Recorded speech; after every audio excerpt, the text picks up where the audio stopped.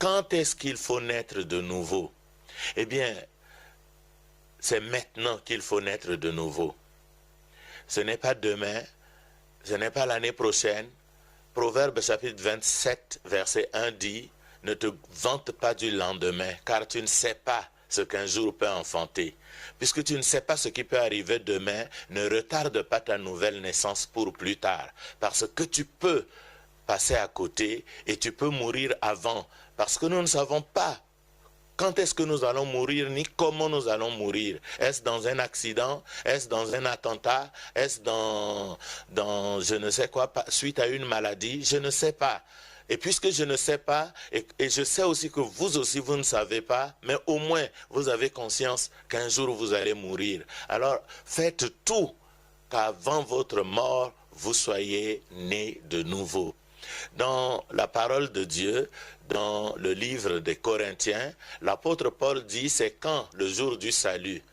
Au jour du salut, j'étais exaucé. C'est quand le jour du salut? Eh bien, la réponse, c'est maintenant. Demain peut être trop tard.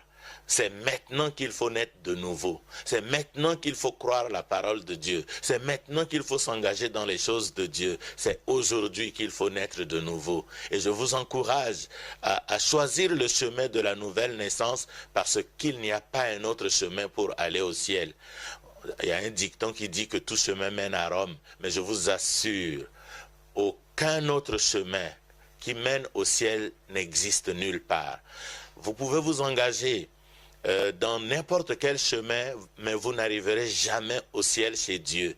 L'unique chemin, c'est Jésus-Christ, et naître de nouveau, c'est naître avec lui, c'est recevoir son don de vie et être prêt pour le ciel.